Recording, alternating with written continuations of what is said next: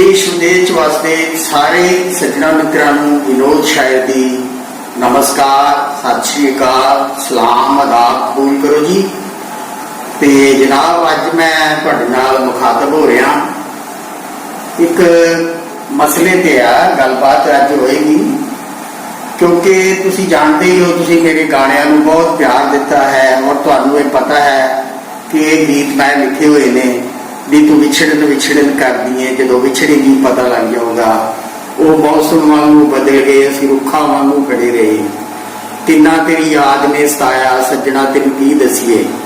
ये सारे गाणियां नूं तुसीं बहुत प्यार दिता होया है और तुहानूं इन्ना पता है कि विनोद शायर दे ये गाने जिहड़े लिखे हुए ने।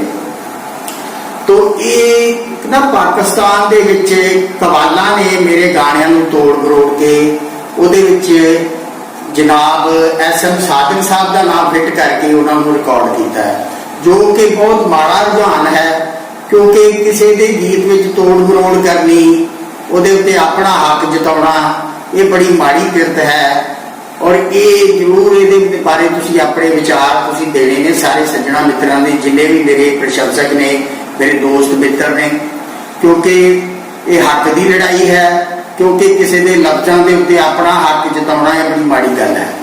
तो अज मैनूं बड़ा तकलीफ हुई है, क्योंकि मैं कवाली देख रहा सी ते कवाली दे विच उहदे विच सारा ही तोड़ मरोड़ करके उन्होंने मेरा गाना जिहड़ा जी तू विछड़न विछड़न कर दी है, जो विछड़ेगी पता लग जाऊगा, उहदे विच ये सारी कीती है। तो मैं ये लाइव होया तुहाडे नाल इस करके कि तुसीं इस मसले नूं उठाओ, ताकि ये जिहड़ी पिरत है ये खत्म होनी चाहिए है। और ये जिन्होंने ये गाने में तोड़ मरोड़ की है, वो उस गाने में फिर ठीक ढंग नाल असली राइटर के नाम हेठ रिलीज कर, ताकि मैनू मेरा रहमानिर्रहीम। अस्सलाम वालेकुम नाजरीन,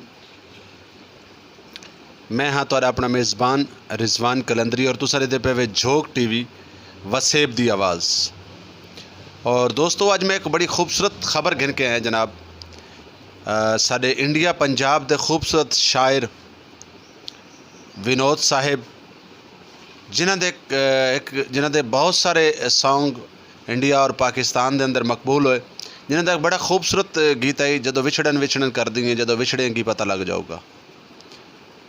तो सारे पाकिस्तान दे शायर SM सादिक साहब ने उन्होंने गाने को भन तरोड़ के, उन्होंने गाने को बिगाड़ के मुख्तलिफ कवालां और मुख्तलिफ गुलकारों को गवाए। और जबकि यकीनन ये बहुत गलत गाल है, एक बहुत अफसोसनाक गाल है, क्योंकि शायर जिहड़ा कलाम लिखदा है, शायर दे कलाम दे विचों उहदा नाम ख़त्म करना या उहदे कलाम को चेंज करना इवें जिमें शायर दे कतल दे बराबर है, या शायर दे पुत्र दा कतल कर दिता वजे। तो मैं ये चीज़ की मुजम्मत करे ना कि कोशिश करो कि कहीं दा लिखा होया कलाम अपने नाम नाल ना जोड़ो, कहीं दा लिखा होया कलाम अपने इस्तेमाल च ना गिनाओ। तो जी मैं हुण पंजाबी दे तुहाडे नाल गुफ्तगू करांगा। तुसीं देख रहे हो झोंक TV वसेब दी आवाज़। सुबह सराकिस्तान खिता सराकिस्तान तो मैं मुखातिब हाँ। मैं तुहाडा अपना वीर, तुहाडा मित्र, तुहाडा होस्ट रिजवान कलंदरी। और मैं जनाब विनोद साहब दे सॉन्ग दी और विनोद साहब दी शायरी दी, जिन्हां ने उन्हां दी शायरी दे विच अपना नाम शामिल किया है और जिन्हां ने उन्हां दी शायरी नूं अपने नाम नाल इस्तेमाल किया है, मैं उन्हां दी मुजम्मत करना, भरपूर मुजम्मत करना। खसूसन SM सादिक साढ़े पाकिस्तान का बहुत बड़ा नाम है, लेकिन यकीनन मेरे ख्याल च पता नहीं उन्हां दे अपने किन्ने क कलाम ने वो बेहतर जानते होणगे, लेकिन विनोद साहब ने इस गल का एतराज़ किया है कि उन्होंने मेरे कलाम में जो विछड़न विछड़न करनी है, जो विछड़ेंगी पता लग जाऊगा। तो एक खूबसूरत स्टोरी, एक खूबसूरत वाक़या तुहाडे वास्ते लैके आया जनाब। इन्हूं तुसीं शेयर करो, इहदे ते मुजम्मत करो। बल्कि कोई भी शायर वो कुछ भी लिखदा है, वो किताब लिखदा है, वो कलाम लिखदा है, वो कवाली लिखदा है, वो कसीदा लिखदा है, तो उहदे नाल नाल अपना मक्ता ना लाओ, उहदे कलाम नूं बिगाड़ो ना, क्योंकि वो पता नहीं बेचारा किन्नी क मेहनत करके अपना कलाम लिखता है।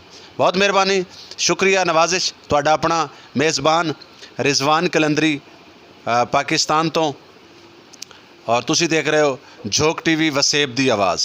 अल्लाह हाफिज़।